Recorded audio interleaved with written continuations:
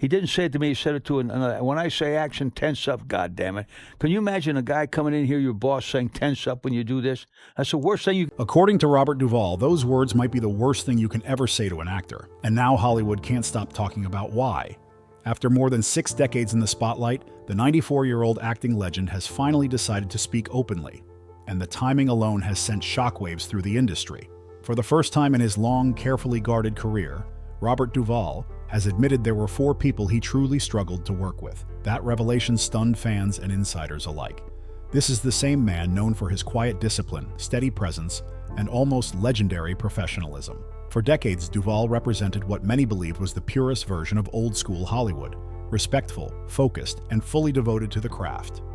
Colleagues praised him, audiences trusted him, and his refusal to engage in public drama became part of his mystique. While others traded stories and settled scores, Duvall stayed silent. Dustin Hoffman, we lived uptown with Maurice Stern, who was a cantor, and both my brothers were singers. So we had a place uptown with Dustin Hoffman. What a character. That silence, many assumed, meant harmony. But according to a recent interview that's now rippling through Hollywood, that assumption couldn't be further from the truth. "I've kept my mouth shut for decades," Duvall reportedly said. "But at this age, what am I waiting for?" That single line landed like a thunderclap. No one expected him, the industry's ultimate gentleman, to finally open the vault. And the fact that he waited over half a century only made the revelations feel heavier. People close to Duvall say these weren't minor disagreements or creative differences that faded with time. These were deep, lasting conflicts that quietly shaped major productions. Entire scenes were adjusted. Performances were reshaped. Some legendary films, according to those familiar with the stories, were influenced by tension most audiences never knew existed. Hollywood insiders say that's exactly why this moment matters. He's 65 now. He's got 8th-degree black belt in judo. So, I could go to him because I won. Duvall isn't revisiting the past for attention. He's revisiting it because, in his view, the history has been softened too much. Documentaries, tributes, and retrospectives have painted sets as places of constant mutual admiration. To Duvall, that version of history felt dishonest. A longtime associate, speaking anonymously, explained that Duvall grew tired of watching tense, complicated working relationships get rewritten as lifelong friendships. That bothered him more than people realize, the source said. Not because he wanted credit, but because the truth was being erased. The breaking point reportedly came during a recent career tribute. Sitting in the audience, Duvall watched highlight reels celebrating his collaborations. The crowd applauded scenes featuring actors he privately remembered as incredibly difficult to work with. He and Bill Murray, the 2 funniest guys I ever worked with. And Jimmy would tell a joke. It would take Brando 3 seconds to catch on, and he would go, like that. Narration praised those partnerships as examples of respect and unity. Outwardly, Duvall smiled politely. Inwardly, he was struggling. Later, he admitted that hearing those moments described as fairy tales felt surreal. "I sat there listening to revisionist nonsense," he said, while remembering how one of those people used to step on my lines just to ruin a take. That moment made him realize the truth had been buried for far too long. Another claim cut even deeper. Duvall revealed that someone he worked with once tried to have him removed from a role that later became one of his most recognized performances. At that point, with an Academy Award, multiple nominations, and a career already carved into film history, Duvall decided there was nothing left to protect. He wasn't attacking the industry. He wasn't settling scores. He said he felt a responsibility to younger actors. "They deserve to know," Duvall explained. "Not every great film comes from harmony. Sometimes excellence grows out of tension, rivalry, and difficult lessons." And then came the first name that made everyone stop scrolling: Dustin Hoffman. The reaction was immediate. For decades, Duvall and Hoffman had been linked as parallel legends, 2 intense character actors who rose from humble beginnings. Their early story sounded almost mythic, both struggling in New York, both hungry, both chasing the same opportunities. According to Duvall, they once shared a small apartment in New York City in the early 1960s, scraping by while auditioning for theater roles. They shared ideas, hopes, and dreams. At least, that's how Duvall saw it at the time. But he now says that bond didn't last. Duvall claimed Hoffman often used ideas they developed together and presented them as his own. "I'd spend weeks working on an interpretation," Duvall recalled. Then Dustin would walk into an audition using the exact same approach. To Duvall, it felt like a betrayal that permanently changed how he viewed trust in the business. When he got the roles, Duvall said. "He'd say I inspired him. That's just a polite way of saying he took it." He emphasized that this wasn't a single misunderstanding. In his view, it became a pattern that followed them into fame. Duvall also reflected on their careers crossing paths during the late 1960s. While Duvall appeared in True Grit, Hoffman was preparing for Midnight Cowboy.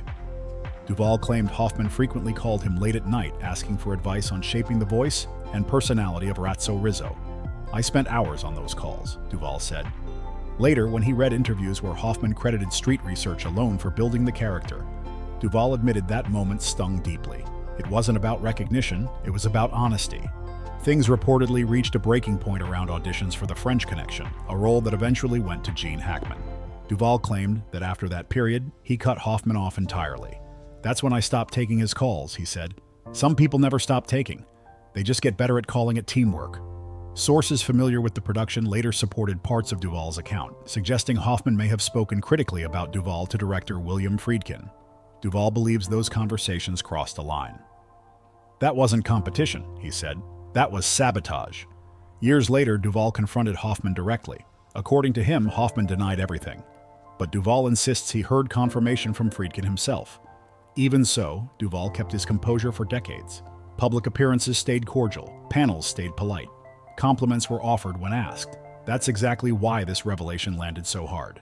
No one suspected that beneath the calm smiles and respectful distance was a rivalry quietly simmering for over 50 years. To the public, they were two acting giants. Behind the scenes, Duvall says, it felt more like a cold war of pride, silence, and unresolved tension. And just when Hollywood thought the Hoffman story was the headline, Robert Duvall revealed there was another name, one even more shocking. A man whose reputation had long seemed untouchable. Without hesitation, Duvall said it plainly: Marlon Brando.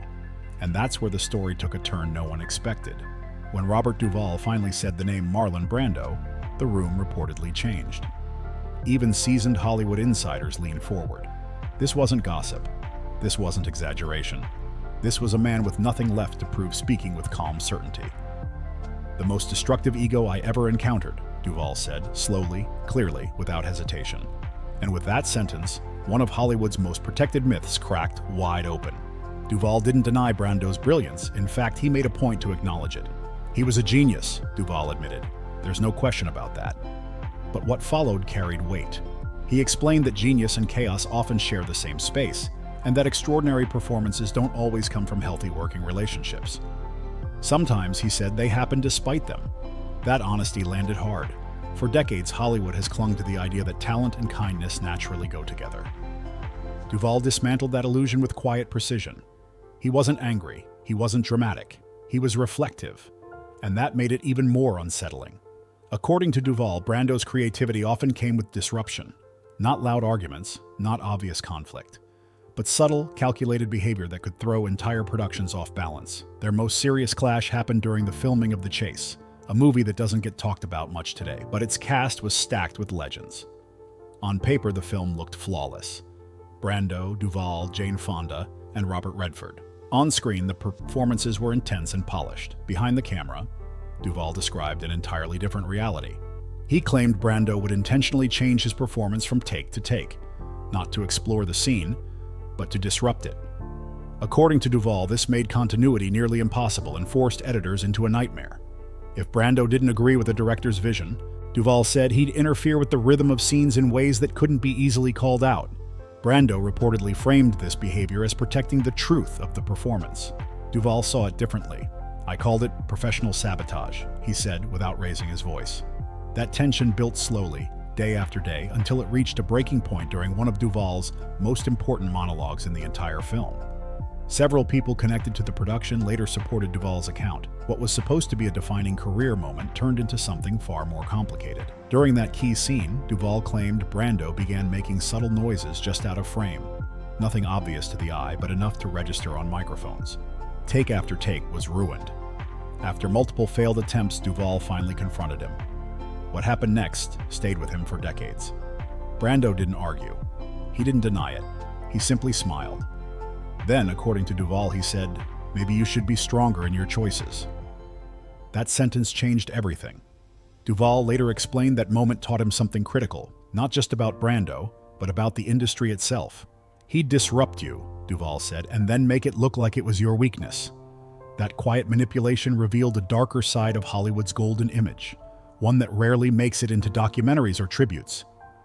What makes this revelation even more striking is how much it contradicts what fans believed for years. Publicly, Duvall always spoke respectfully about Brando.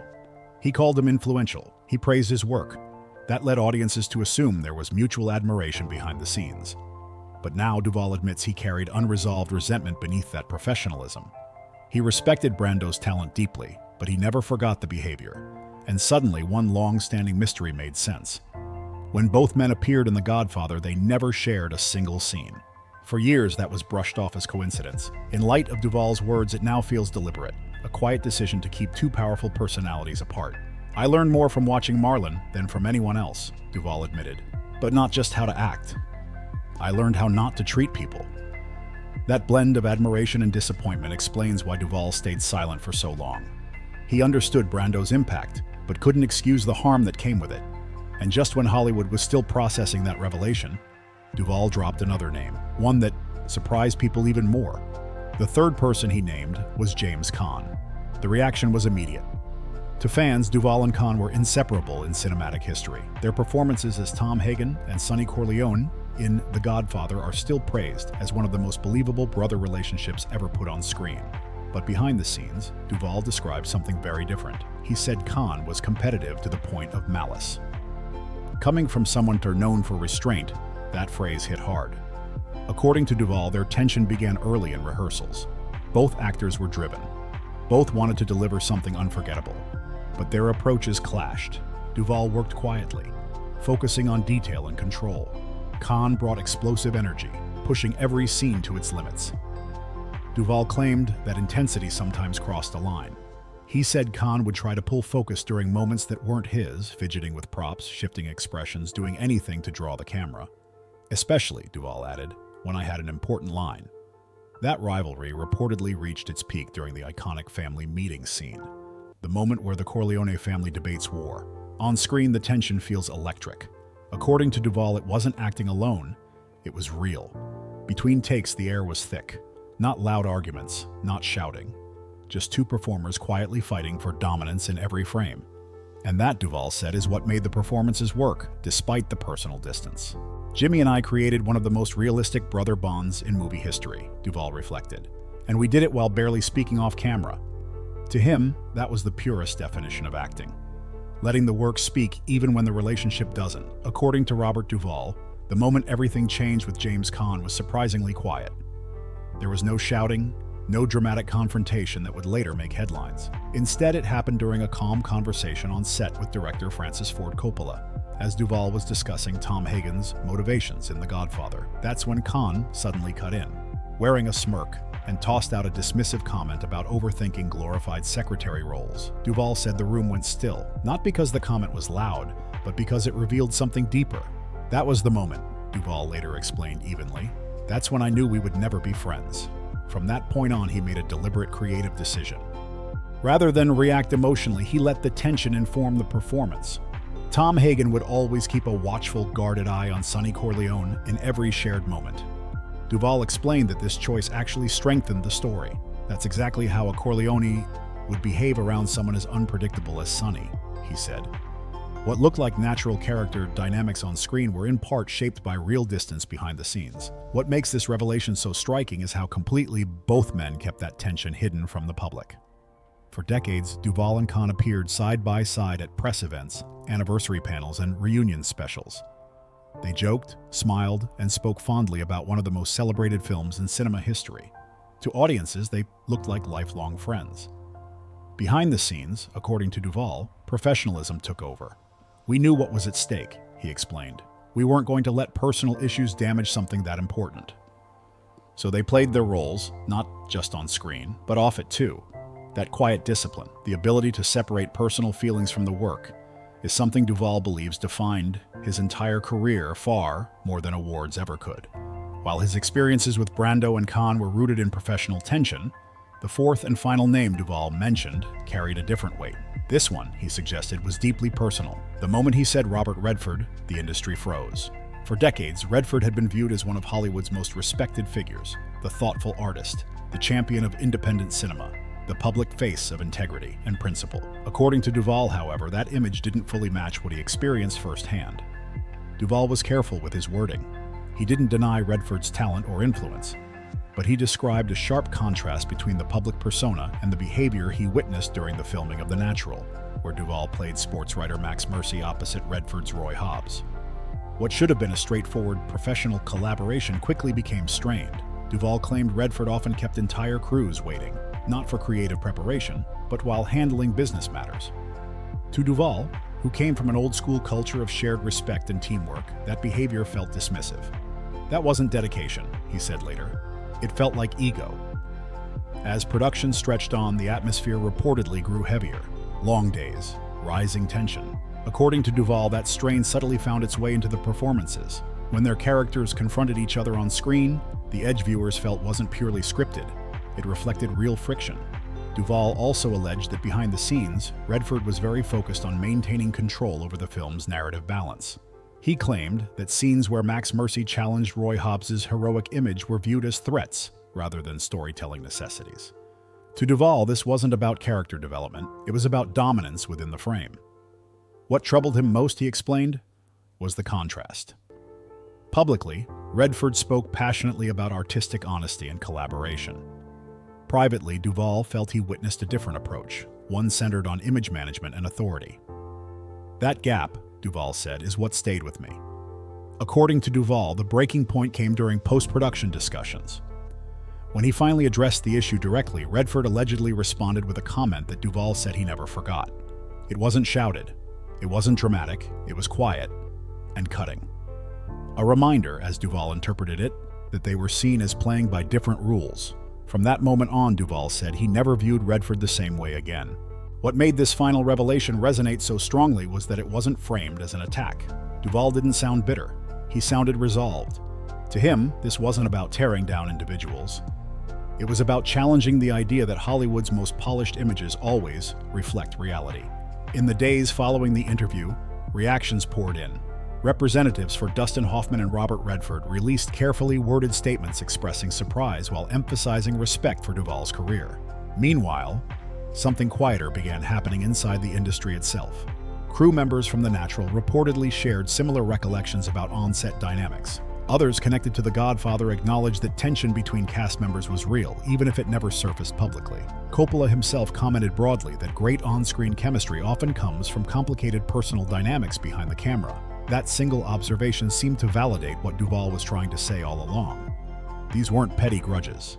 They were realities that shaped performances, productions, and people. Sources close to Duvall say he's been approached privately by other respected actors since the interview aired. Many thanked him, not for naming names, but for saying out loud what so many had experienced but never felt comfortable discussing. As for Duvall, he appears calm, not defensive, not regretful. In a brief follow-up statement, he clarified his intentions. This wasn't about revenge or rewriting history. It was about honesty. I've given over 60 years to this industry, he said. Respecting it means telling the truth about how it really works, the good and the difficult. He emphasized that his stories weren't about minor disagreements but long-term behaviors that shaped entire productions. For him, truth belongs in the historical record, not just the polished version audiences are used to seeing. And then came the line that left Hollywood quietly buzzing. Those four stood out, Duvall said, but they weren't alone. That single sentence opened the door to speculation. Are there more stories? More perspectives waiting to surface? Or was this simply one man choosing honesty at a stage in life where silence no longer felt necessary? Hollywood has always been built on myth as much as talent. Carefully crafted images, perfect smiles, golden reputations. But with voices like Duvall's finally speaking plainly, it feels like the curtain may be lifting, just enough to reveal that greatness and difficulty have always existed side by side. If you found this deep dive into Robert Duvall's reflections meaningful, like the video, subscribe to the channel, share it with fellow film fans, and drop a comment below. Which part of his story stood out to you the most?